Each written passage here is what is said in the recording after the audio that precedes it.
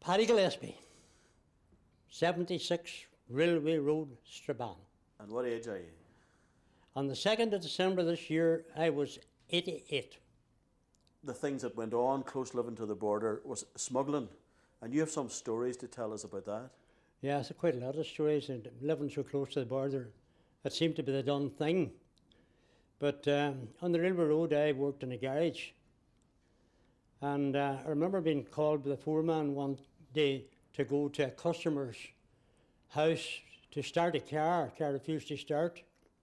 And when I went into the yard, I noticed in the corner a wee Austin 7 car. That's the wee box type one.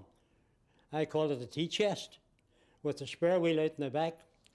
I fell in love with this wee Austin 7. Anyway, it was covered with bags and coats and one thing and another. So I had a conversation with the owner. And we made a bargain, and he said that if you leave me 3 bags of white flour over in Lifford, that's over the border, he says, I'll give you the car. So that was an ordeal, starting to gather up money to buy 3 bags, which wasn't a big lot of money at that time. You know, £1 something for a bag, 7-stone bag. So I eventually did get the 3 bags of flour, but the problem was then getting it over. So I used to, I was very friendly with a man in Strabane who had a taxi, and his livelihood depended on this taxi. But I did odd runs, from long runs, especially in wet nights or during snowstorms, and was very friendly with him. So one night I went up and asked him for the loan of his car for an hour. And of course he gave it to me, no problem. So I used his car to smuggle 3 bags of flour over the border. After a good bit of negotiating and spying and having people watching for me and wanting, I eventually got the 3 bags of flour over the border. Anyway, so the house where we were taking the flour out of the back of the car, there was a wee lever sticking out at the back, in the back seat, for adjusting the seat, and one of the flour bags caught on it and spilled a good wee bit of flour on the back seat on this nice rug. So the lady of the house was very good. She came out and she did her very best to do away with the evidence on this nice carpet. I eventually got it cleaned up, and I left the car back with a gentleman, and sadly to say, he's dead and gone since. And from that day to this day, he never knew, or I hope he'll never know, what I used his car for. Smuggling. Did you get the Austin 7? To finish, I want to tell you that I went the next day and I told the man that the 3 bags of flour were over in Lifford, but he didn't believe me. So I was a bit disappointed. So he went over to Lifford, discovered that the 3 bags of flour were there. I was telling the truth. And I got the registration book and the wee Austin 7, which to me was like a Rolls Royce. And even though I still today call it a tea chest on wheels.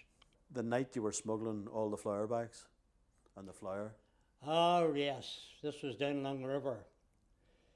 Flour was a great money-making thing at that time, you know. Smuggling was great, but you had fairly big quantities, you know.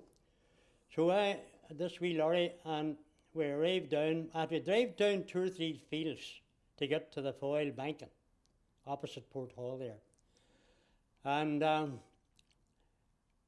it was a lovely moonlight night, which was a bad night for smuggling. Nobody should smuggle on a moonlight night. But anyway, we didn't do nothing about that. We had to go ahead. We drove down to the river banking and climbed. We had about, I think, about 7 bags of flour, 7 or 8 bags of flour, 100-weight bags, 7-stone bags. We carried them up the banking and down the other side, and we had 2 fishing boats, flat-bottom fishing boats, waiting. This was all arranged. So we got the flour, carried it down, put it into the divided into the 2 boats, and it was going to be rowed nice and quietly and gently across the river, because sound travels on the water, and water bailiffs they were geniuses at listening. They could hear the boats, you know, rowing. So they rowed nice and quietly out away from the banking with the flour. And this moonlight night I was standing up on the bank and looking down at the boat going out, gently out. And I thought about Jimmy Kennedy writing a song about red sails and the sunset down about Port Stewart. I think that's where he came from. And I thought this would be a great cue for a song, to look at the white flower bags going out, and I said, wouldn't that be fantastic to write a song with the title White Flower Bags and the Moonlight? You're laughing.